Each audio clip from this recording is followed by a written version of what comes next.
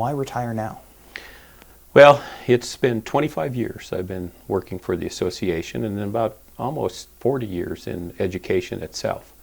So as I was looking at it, 25 years, I'll be 65 in July, I'll leave June 30th. I thought, boy, I like those numbers, 65 and 25. And then the last meeting this past week of our regular scheduled meetings, we have 4 a year. This was my 100th meeting. So I thought, boy, these numbers are all lining up, and it's time. I'm looking forward to going out and enjoying life a little bit. Still be involved somehow, some way, maybe on the national level. I'll do things hopefully here with the MHSA, with tournaments or something if they need some help. But I thought it was a good time to transition out, and it's always a great time for new ideas, fresh perspectives to come in. Gotcha. So now going back to the beginning, you mentioned, effectively 40 years in high school academics and athletics, correct? Correct. Starting as, when I was looking through, your bio, it was basically, teacher, official, administrator. It seems like you've done at least everything once in your career. Is that correct? That's correct. I was even a school board member. I was chairman of the Butte Public School Board on that school board for 6 years. So I've had it all from all perspectives. So I guess, going back to the very beginning, is this how you saw, your career panning out? Actually, it wasn't. When I first started teaching, I first started coaching. Then I had a great family, or a great group of kids in junior high that said, their parents said, you should go on and be a teacher. So they actually paid my first year of college to go back, or to go get my degree, which was fantastic. So I was always looking at teaching, coaching, which I did for quite a while. Then I was asked to be the athletic director. Enjoyed that, but as long as I was able to still teach and coach, which I did throughout my career at both at Butte Central and at Anaconda, then I thought, well, I'll step up, and maybe the next step is principal. Well, as I was looking into that and looking to get my certification for that, the assistant director job came open at the MHSA. So my superintendent at that time said, you know what, we'd love to have you as principal. That's a great path that you could go down. But also you have to think about it. The MHSA would be a great job. Do you want to listen all the time about curriculum and teacher problems and all that, or do you want to do activities and sports all day? So I applied, and that's how I got here. So, across, the last 40 years, obviously, you've had your hand in many different things. I guess what has been, one of your favorite moments across your career? Well, I've been very fortunate to work with some great board members, super staff. That's the other reason it's easy to go now, because we have our current board is really good and our staff is great.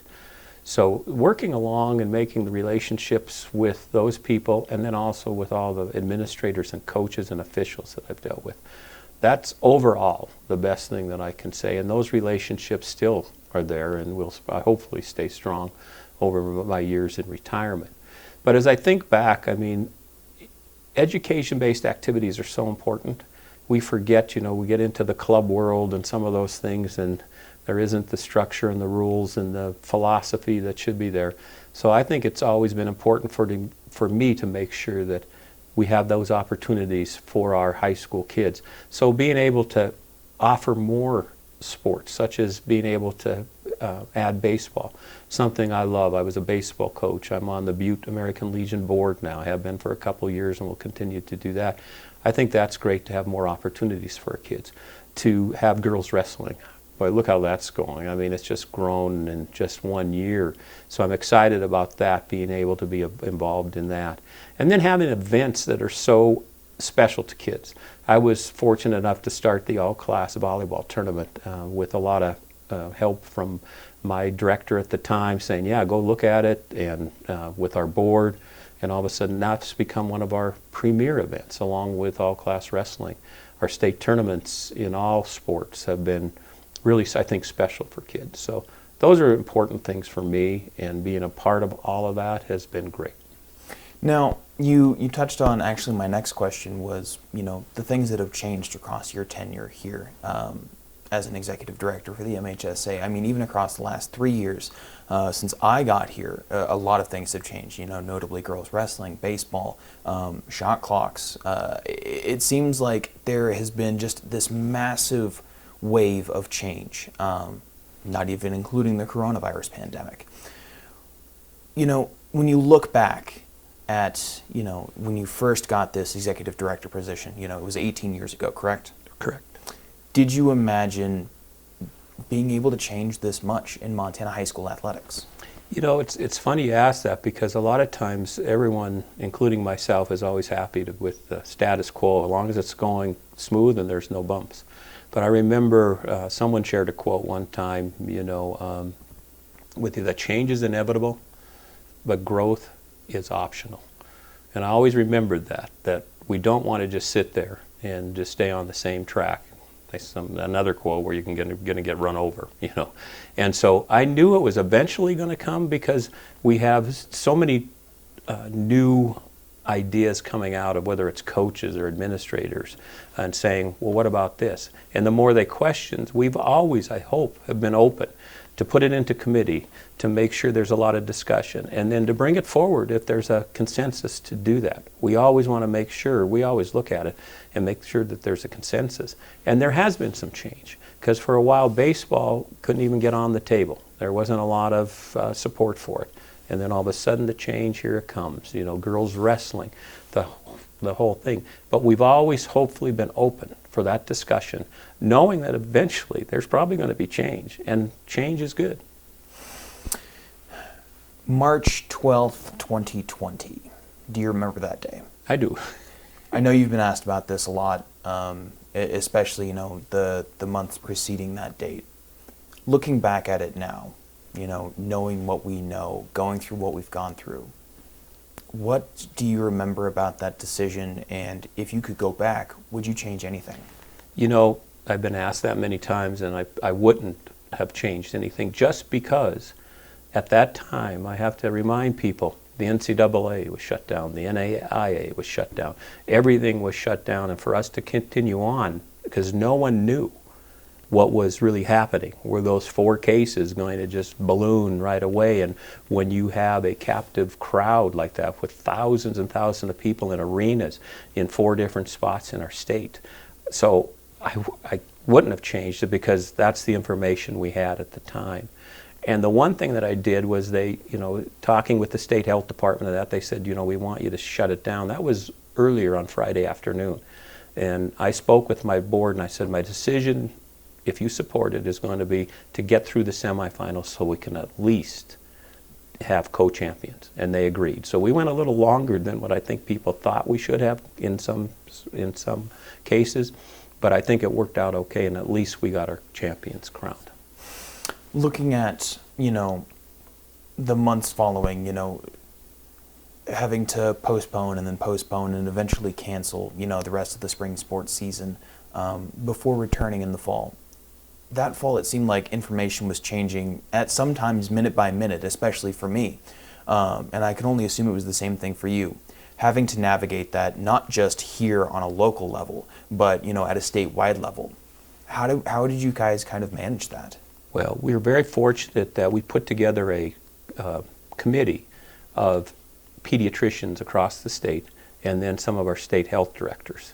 And we met constantly with that committee, and they were on the leading edge of what was going on. And they helped us to make sure that they were giving us the right information that we could share so that we could make good decisions. And what I really liked about it was, a lot of times, if you go to the doctor, if you go to the doctor, they'll tell you, sit out for 2 weeks, when they just being overly cautious. They were not overly cautious.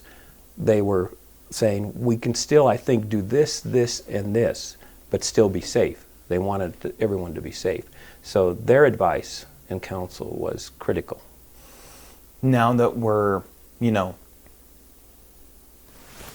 knock on wood, through the thick of it, has the coronavirus pandemic, you know, affected your decision to retire, you know, now that we're through it all? and now that you're kind of able to pass the baton on. I mean, that was my thought when I heard of your announcement, but I do want to get that from you. Yeah, and I'd have to say, people ask that a lot. Did COVID have? It was tough, it was stressful probably for you and all that stuff. And I always say, well, if you really think about it, if things are going better now, we're hopefully out of it, we're not going to have another return to it, that's the time that you probably want to stay and end up on a good note. So I was like, no, it really didn't. I mean, it was just those numbers lined up, and I thought it'd be the best time to go. Fair enough. You got the sign. Looking at your career, I know I've asked you about one of your best moments, but I guess what was one of the more difficult moments for you as an executive director? Well, I think besides COVID, of course, that was a tough time.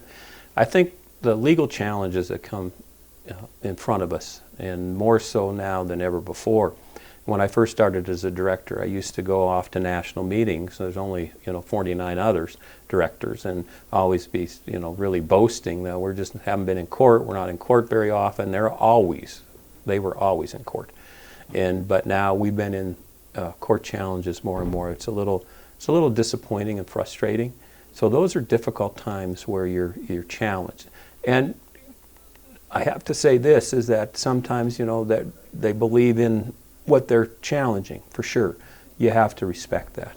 But it's also, I like to go back to my days where, people were held accountable. If they didn't get the grades, they weren't trying to get out of it by going to court or whatever those particular things are. So that's been a little challenging. Gotcha. As your final day with the MHSA is slated to be June 30th, 2022, correct? Mm-hmm. So what's next for Mark Beckman?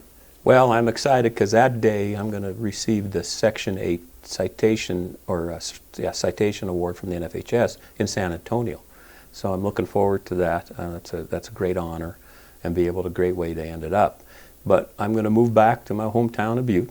I told you I'm on the Butte Legion board. I also serve on the Big Sky State Games board, have been, continue some of those things. Probably find some other boards to get on and enjoy that, but I'm going to golf for a while and travel even more. Try to get out and get away every now and then too, and just enjoy watching some high school ball. I'll be able to sit up and not have to worry about going down and saying, hey, you're violating this rule or this isn't going right. That's, I think, going to be really an enjoyable piece of my retirement. You mentioned traveling. Where's place number one that you want to go to?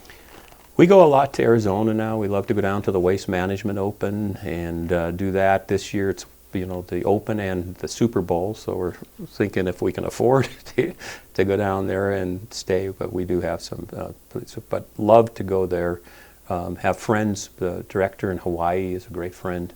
So probably maybe take a couple jaunts over there and go to some different golf courses. They're telling me about a place called the Bully Pulpit over toward North Dakota somewhere. So I got friends that are saying we're going to meet up there and do some of that kind of stuff. Go to Washington State. We usually go over there 2 or 3 times a year and play a couple courses, and that now can be a little bit more than 2 or 3 times a year. That's for sure. You mentioned golf. I guess I have to ask this question. What's your handicap? That's probably a personal and private. I am not a very good golfer at all, but I love it. And it's hard sometimes because you golf with really good people, and some of them do not appreciate that, my level of golf, and others are open to it. But I love to go out. I enjoy it. It's a good way to pass some time. Believe me, I'm a 10, and I've got a buddy who's, basically a scratch golfer, and sometimes he can get irritated with me. Yeah. Well, Mark, that's really all the questions that I have. Anything that you think that I missed? Anything else that you feel is important? I don't think so. I just appreciate it's been one thing I will say, the 25 years, and I've talked to a lot of the media, some that are still around. There's not many that are still around. But we've had a really good open relationship with the media, and I want to thank the media for all they've done to cover our kids, cover all the sports and activities, whether it's speech, drama, or music, and also to cover in the MHSA. It's been great. Have very few issues at all, and have really appreciated their support, the media's support over the years.